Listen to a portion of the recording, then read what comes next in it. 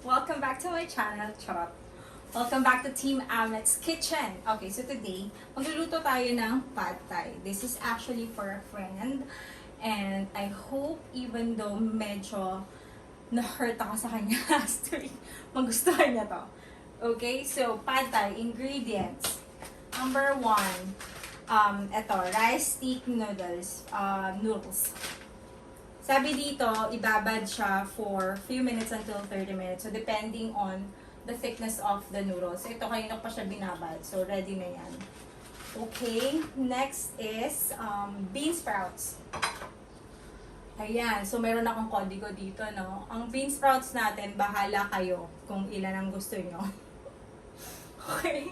Tapos, chives. Wala kaming chives na nabili, so this is actually spring onion. I don't know what's gonna taste like, but we'll see. Lemon, supposedly limes, but they don't have limes, so let's make use of what we have. So lemon, and then it's not here today. I don't have it, but you have part of the ingredients is tofu. So i-fry nyo lang yon, tapos i-sasahog, kaso wala ako. So I will make use of chicken kasi yun yung request ng birthday girl. And maglalagay lang ako ng konting shrimps, which is tinanggalan ko na siya ng pupo, guys. Tanggalin nyo yung pupo, yung nasa gitna na black, yun.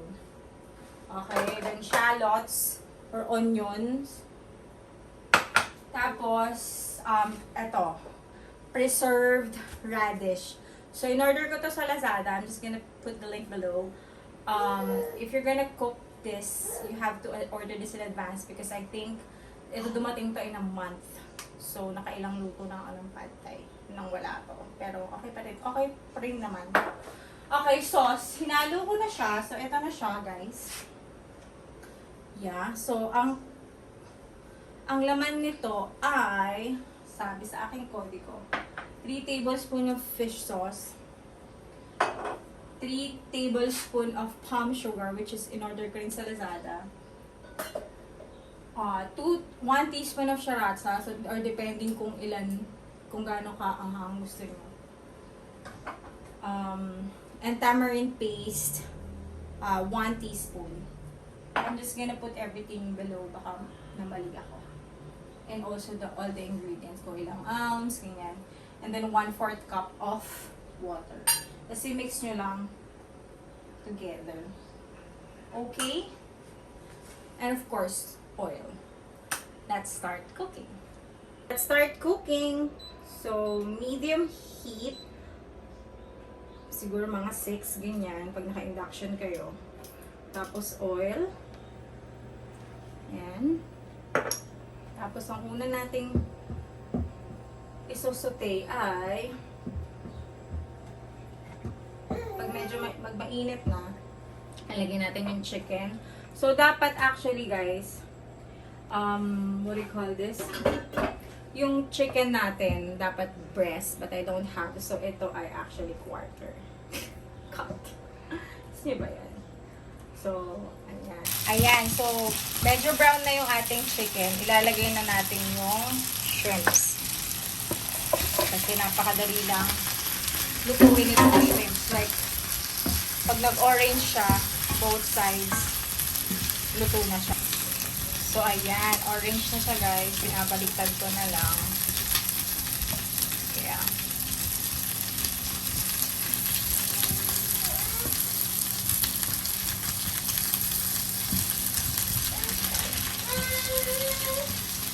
Yes, bebo. Tapos ito, isi-set aside lang natin.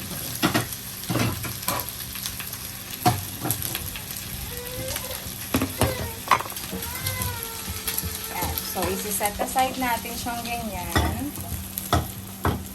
Yeah. Tapos, we will continue cooking.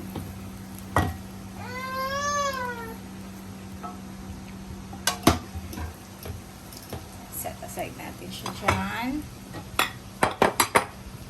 So, dadagdag pa tayo ng konting oil. 2 portions pala itong niluluto ko, guys. Kasi 1/4 sa house and 1/4 kg. Lagyan ko ng konting olive oil.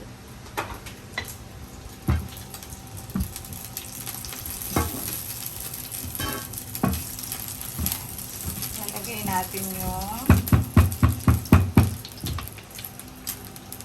shallots.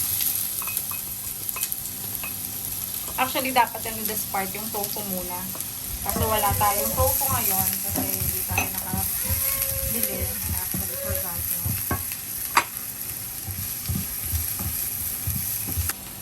Tapos, i-add natin. Pag medyo brown na yung shallots, mag-add tayo ng 2 tablespoons of preserved radish. In this case, I'm gonna put 4 because I'm making 2 portions.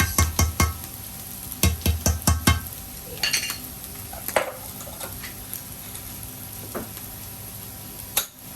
Tapos, sosotay lang natin yan.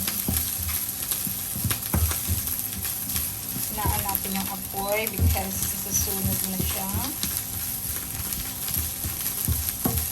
Ayan. I wonder kung mag-iiba yung lasa ng walang tofu. Tapos, instead of chives, we're using, what's this? Spring onion. Tapang yan. That good thing I love spring onions naman. So, ayan, no? Pagkatapos niyan, ilalagay na natin yung noodles natin. Ito yung noodles natin. Binabad na natin ito mga 30 minutes. So, 2 portions to, 400 grams. Sana magkasya siya, no? Kasi meat lang nung wok ko. Anyway, pagkakasyahin natin yan. Kasi, haluin lang natin yan. Tapos, oh my goodness, I forgot something, guys. Peanuts. So, magpupause muna tayo at magkakat ako ng peanuts. Ay, wait lang. Ilagay na natin yung sauce. Halo lang natin na ganyan. Ayan. Kunin natin lahat yung sugar. So, now that we have mixed all the sauce and the noodles, ayan, dry na siya. Antayin nyo lang siya na mag-dry, ma-absorb lahat ng noodles. Kasi siset lang natin siya sa side, ganyan. Ayan. Tapos, hinala lang ang konting apoy. Ipiprito natin yung egg natin. Ayan. Ay, sorry. So, nakalimutan ko rin ito kayo ng banggitin, guys, no? Kailangan natin ng itlog. So, sa 1 portion of pad thai, na 8-ounce noodles, 2 eggs lang. Pero ngayon dahil 2 portions nga, we're gonna cook 4. Yeah, sana mayroon ako mas malaking wok but I don't have. So, I'm gonna make use of this. Basta natin. Ayan. So, I think I'm gonna cook this first before I put the 2 other. Oh, umiyak na yung bebo ko. Ayan, gaganyan lang natin siya. Diba? Lang maluto. Ayan.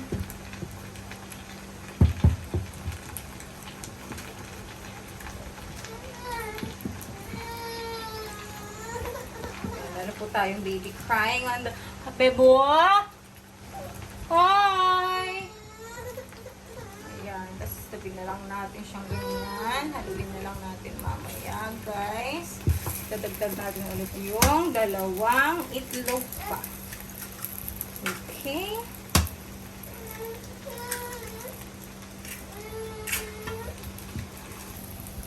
Okay, now that our egg is cooked, ihalo lang natin siya. Nakahirap, diba? Kaya nyo yan, guys. I'm sure sa bahay niya meron kayong mas malaking wok.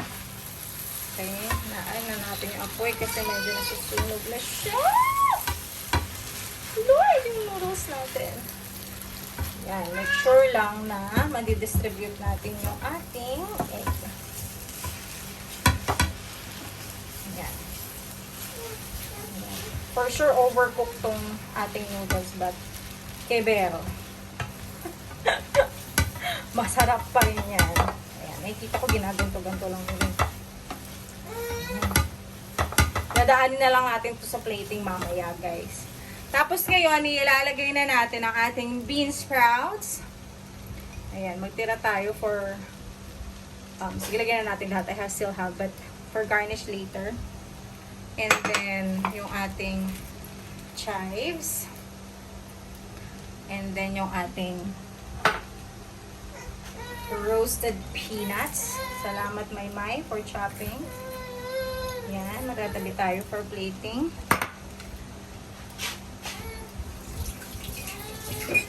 And then, hakaluin na natin to. Yeah. Sana mahalo ko siya. Ayan. Tapos, ilalagay na natin yung ating protein. There you go. Okay, guys. Magpe-plate na tayo. Tapos na siya. Diba? Okay, asikasuhin na natin yung baby na umiiyak sa background. Okay guys, hindi ko na-shoot kanina yung pagpe-plate. Pero ito na yon. So, this is for Kiki. And this is here. If you want to put some chili flakes, you can also add. Ayan na siya. Okay, bon appetit. Kasi noodles to, birthday noodles. So, chicken yan, sabi mo. Tapos nilagyan ko lang ng shrimp para magkaroon ng lasa. Tapos haluan mo, Beb, ng mga peanuts, ganyan. Tapos kung gusto mo ng konting chili. Okay. Tapos lemon. Ay. So, hindi po ako na-inform na dapat floral. Kasi po, Mga hindi naman friends ako ko. nagsabi na Charot. floral yung team. Kasi initial lang nag-floral siya. Birthday niya. May pag-explain din. Okay. So, ito na po. Ito na po, titikman ko na ang pad thai. Masarap eh, magugustuhan. Ang daming food. Akala mo naman ang daming bisita ni Bakla. Madami ba? Oo, ang daming food. Wala, konti na lang yan. Konti lang yan, yan, piraso lang yan. Ang sarap. Pang restaurant. Masarap. Talaga, tita. Kumakain. Last 9 pa lang niluluto ko na yan. Binili mo yata ito, te? Parang, no-pressure siya kasi. Na-pressure ako. Kasi lagi niyang pinipitasan yung mga luto ko tong babaeng to. So, bumili na lang siya. Sige. Sabi niya magluluto siya for my birthday. Pero Punyeta mukhang kasi binili send ko ito. sa'yo, binlog ko to. Mukhang binili niya. Meron pa akong disclaimer doon sa vlog ko. Special mention ka. Ang sarap. Thank Winner. you. Thank you. I-popost mo ba ito sa YouTube, te? Ha? I-popost mo. Popost ko to sa YouTube, so... Hindi, I mean yung, Gandahan. yung kung paano mo niluto. Ah, yes. Okay, gusto ko yun. Yun ang Actually, may nag-request ng mga friends. Oo. Yan. Masarap. Yay! Bon appetit! Happy birthday, Kiki. Happy birthday! Sarap. Mag-picture ka nga. Wala nang talagang anda eh, kaunti lang eh.